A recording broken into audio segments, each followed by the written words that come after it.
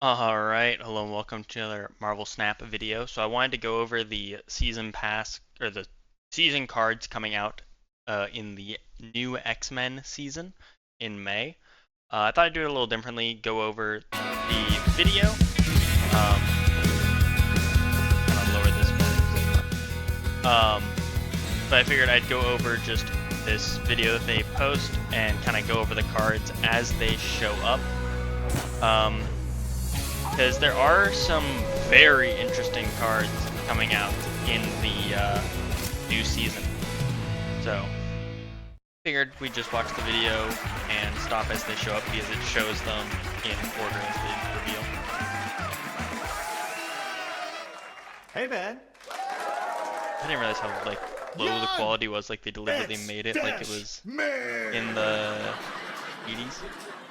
Hey, did you catch the new episode of X-Men, the animated series on Saturday? Come on, young. I'm a senior, about to graduate, so. You bet I did, bub. The laugh track, perfect. More important, did you see the new X-Men season of Marvel Snap? What is that? Pretty crazy, right? And so is the card you get with the season pass, Esme Cuckoo. So, yeah. This is the first card, and it is a kind of weird one.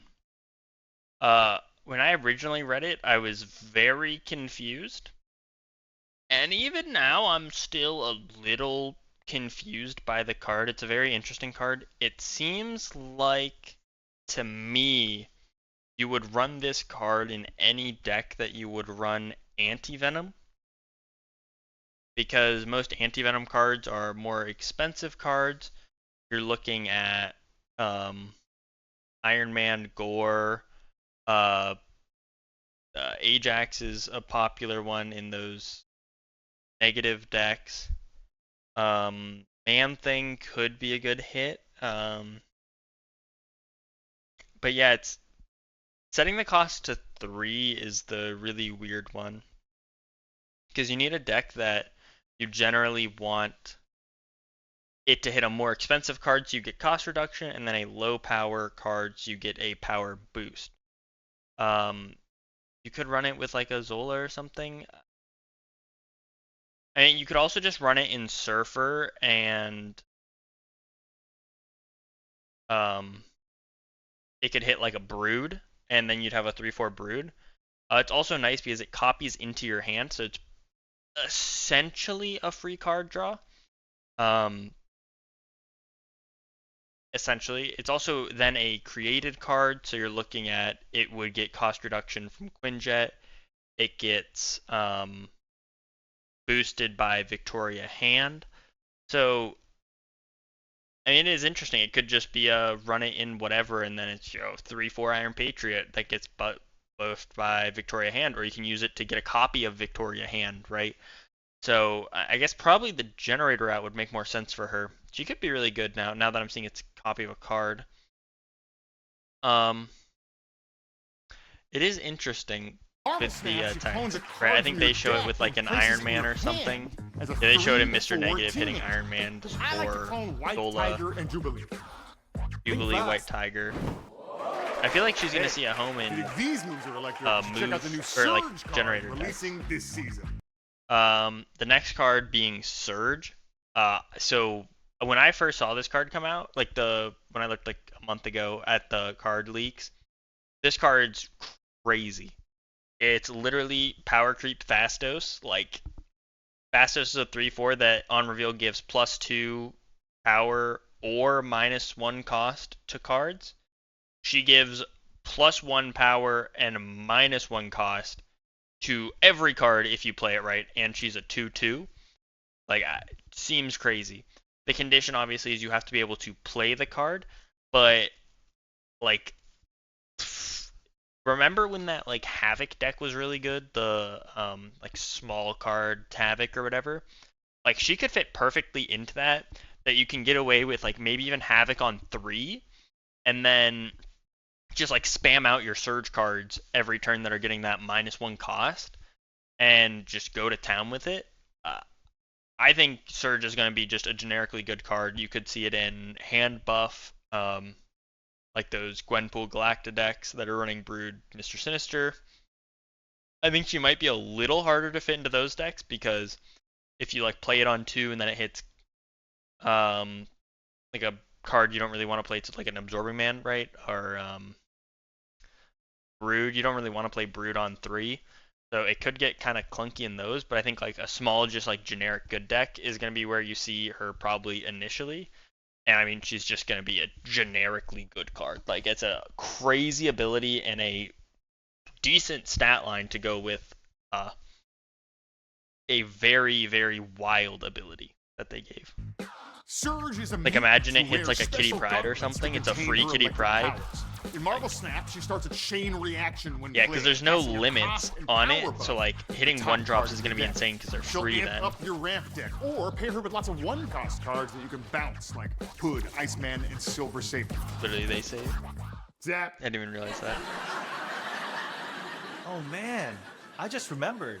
We have that big math test next period. Did you study? Study. Oh yeah. So this I'll is just do my the best card that I Prodigy think is gonna be impression like again. super What you talking about, Ben? hard to judge. Remember that geography test I The- aced? I'm basically just was like it the mutant Prodigy? who mimics knowledge and powers of those in his vicinity.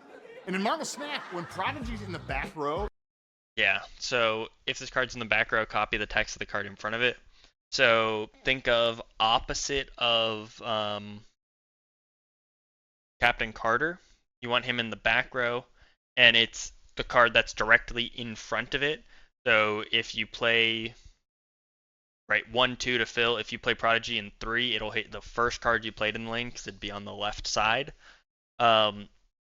Which makes it difficult, I would say.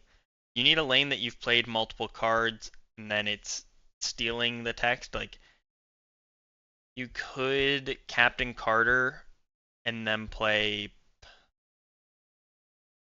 something small, and then Prodigy to copy the Captain Carter. It's just difficult with him being a 3 cost to hit a meaningful ability. I guess you could hit a Hood. You could play a Hood, and then Prodigy could steal the Hood ability, give it. I assume it would reproc the on reveal, so it would give you another demon. That could be a good use for a 3/4.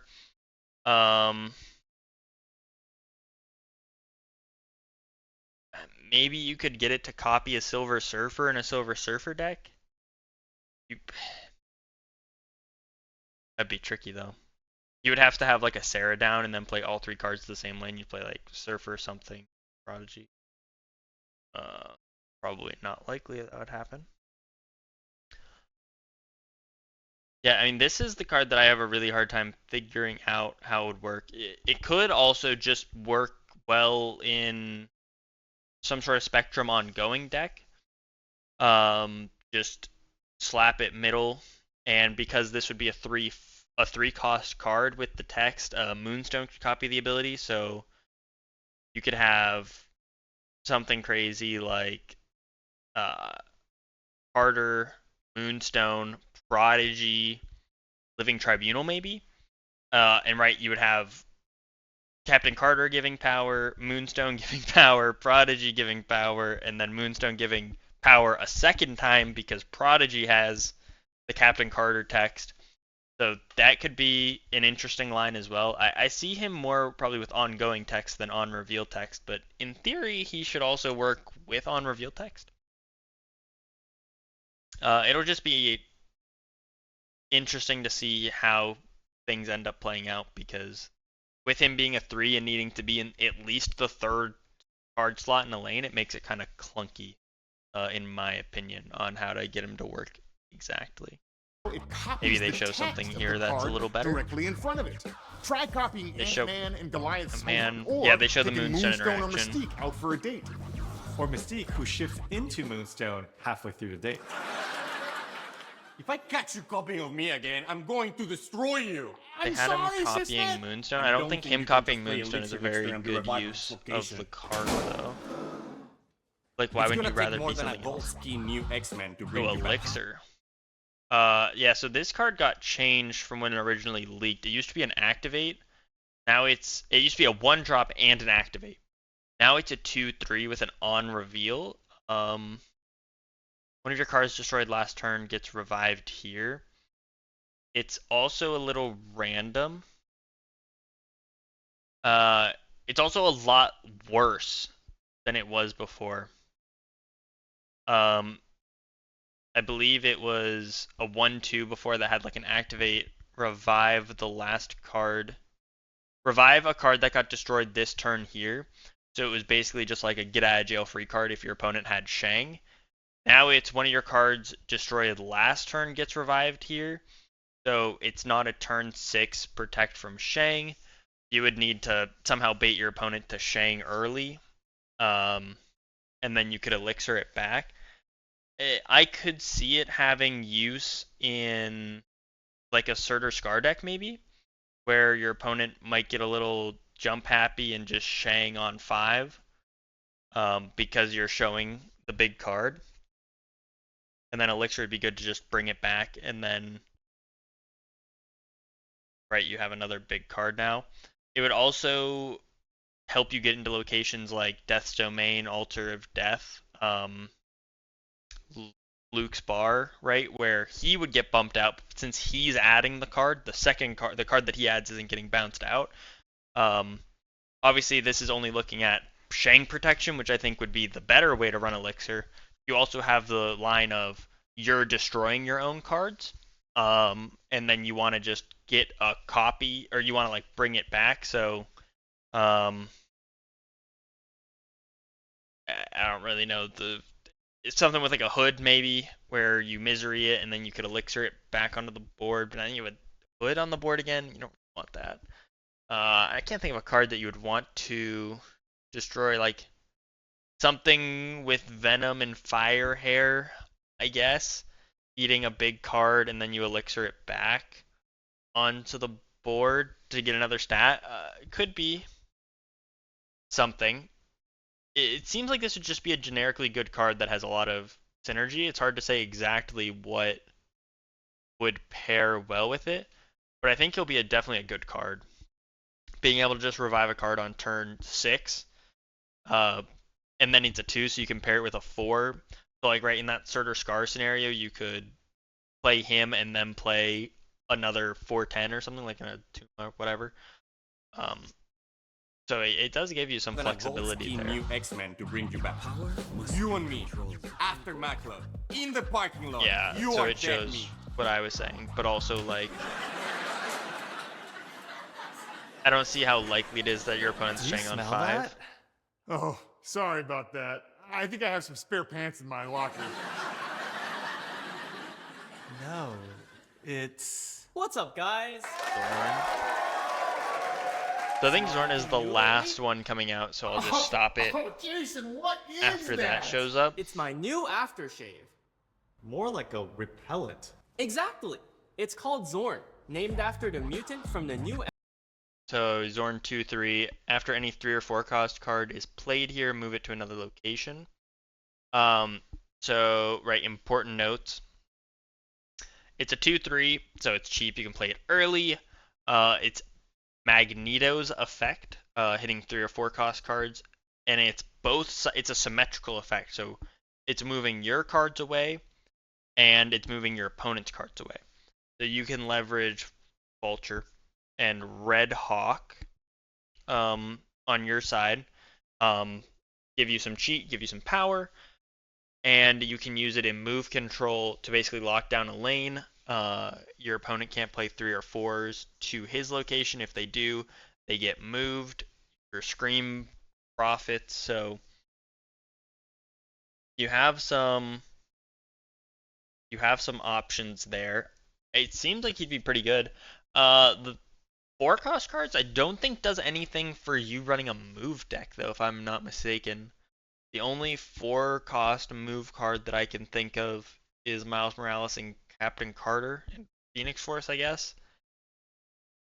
I don't think there's a 4 cost move scaler, right? So there's not really much of a benefit. I mean, I guess you could technically move Hydra Stomper as well with Zorn. Technically, it was +1 power. But it seems more that it'd be used in like a dual threat manner of You can use it for some mini leverage to boost maybe like a Red Hawk, get some cheat in, and then I can see this card making Red Hawk actually playable. Like you run a Zorn Topaz deck and Red Hawk to get some free move. Like you just play the 3/5, get cheat, and then run it in like a hybrid move control deck. Could be really good, honestly.